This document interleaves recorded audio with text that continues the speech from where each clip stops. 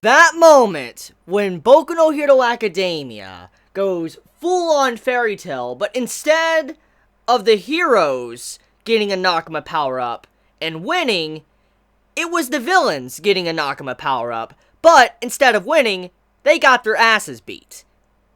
Did Horikoshi just passively shit on Hiro Mashima's whole concept of friendship power-up? Did Horikoshi just do that? Like, did he just passively shit all over Fairy Tail? I don't even think he tried to, but he did. He just passively took a dump on Fairy Tail because of how this chapter was written.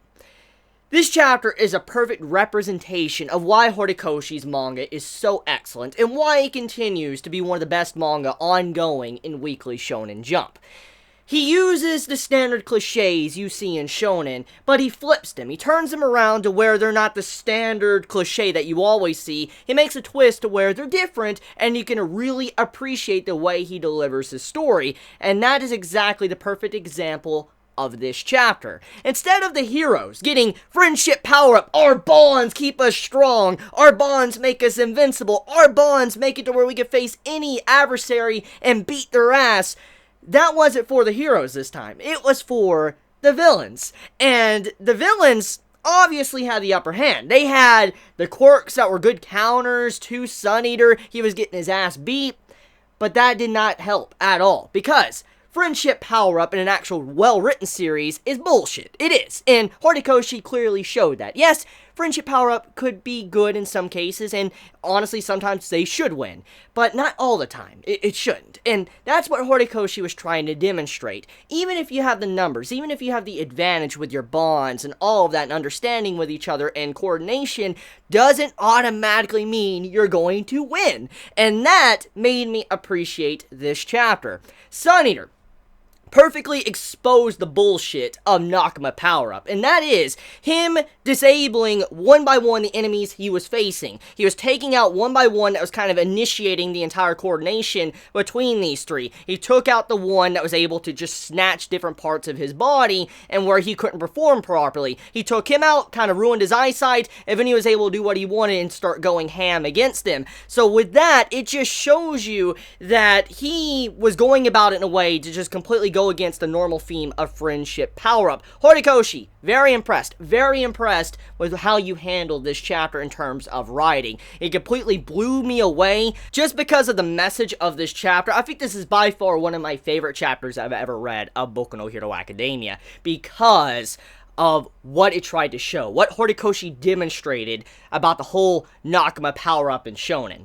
Truly appreciate that. I really fucking do. I really appreciate that so much. So, now that I'm done kind of showcasing the fact that this was a better written fairy tale, let's talk about the fact that Sun Eater's quirk ability is freaking OP.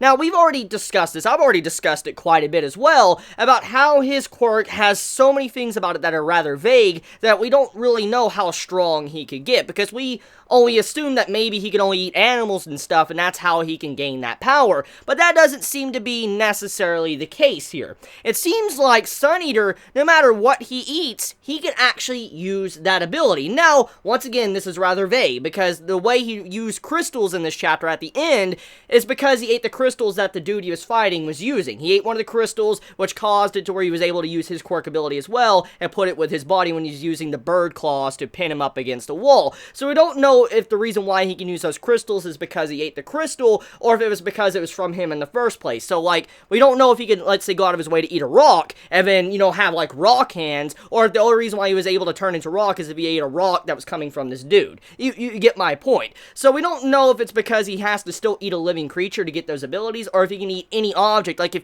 this man was into some freaky stuff and wanted to eat a brick or something, he could eat a fucking brick, and then he could turn his, like, body into a brick. That's what I'm getting at. What if, like, he can do that? Because that was left rather vague with this chapter. And to go even further, it was even stated that this man can use certain things that other creatures can do. For instance, if a creature has poison, he's able to use these poisons to inflict pain to others or whatever. Like, let's say he had a rattlesnake. That means he would be able to use rattlesnake venom to probably incapacitate someone. So this is a really, really powerful thing to be introduced. It's not just the fact that he's able to use, traits from other animals and stuff throughout the entire world. It's the fact that this man can also use certain special traits and abilities that these creatures have. Like, for instance, an octopus. Like how an octopus, it can just, it has a lot of tentacles, a lot of arms or whatever, and that gives, Sun Eater an advantage. However, it goes one step further. These certain things that only these creatures can do, maybe like spraying ink or something, Sun Eater is actually capable of that. If these creatures have poison, he's capable of that. So this adds so much variety to his ability, and if he can go one step further and eat random things like a brick, a rock, crystals, and all of that, and then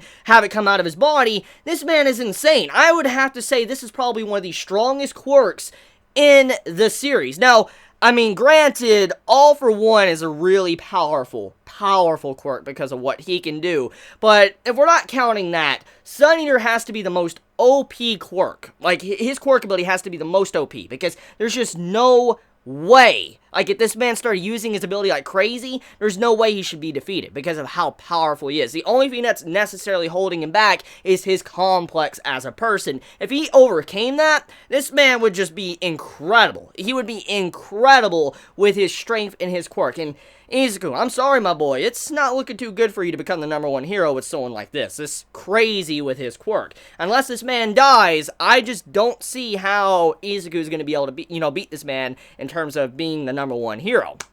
Anyways, though, let's also factor in the strategy that was used in this. It wasn't the typical, I want to beat the shit out of you, punch you down and all that, and just break you type of fight. This entire fight was very strategic. Yes, it resulted in a lot of brute force, but there was a lot of thinking going on in this fight. These three that had the advantage, technically, over Sun Eater, they were overpowering him, and they weren't just overpowering him for the sake of because they had numbers or all that, but they knew how to use their quirk abilities together to kind of work against Sun Eater. And Sun Eater, also using his brain, he realized how their combo was working, and he took the first one out that initiated all of the problems. And so I like how there was a lot of thinking going on in this fight. There wasn't just, beating the shit out of each other, and whoever is left standing is left standing. They were both thinking, both sides were thinking, and they both thought about how they could defeat the other opponents. For instance, when you saw how one of them, he just snatched away the mask off of Sun Eater's face, and then all of a sudden, he came in to, hit,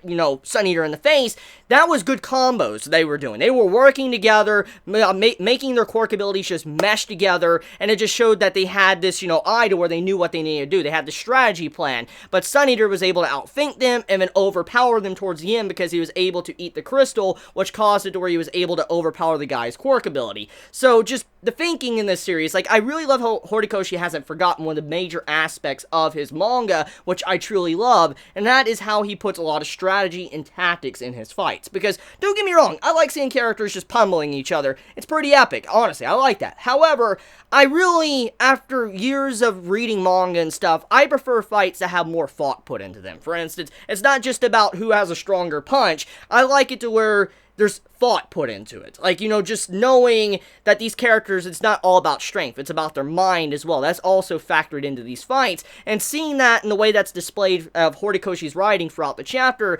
I'm just really happy. I'm really happy he has not toned that down. He continues to use that part of his series, and it makes me happy. So, with all that being said, though, man, this chapter was just straight up glorious. I just love it. It was a very simple chapter if you think about it. It was just Sun Eater going up against three guys, but it really had a lot of good meaning to it.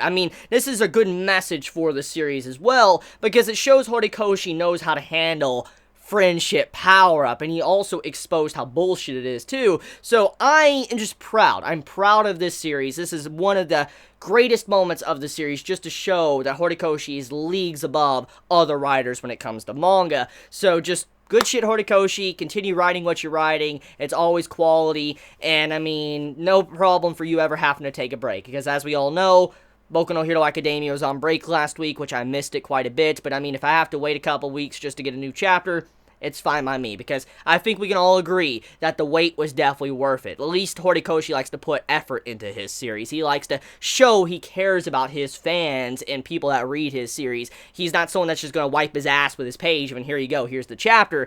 Horikoshi cares, clearly. So, just good stuff, Horikoshi. If you need another break, take another break. I think we can all agree to that. So, you all have a wonderful day or night wherever you live. Please be safe. Chibi out.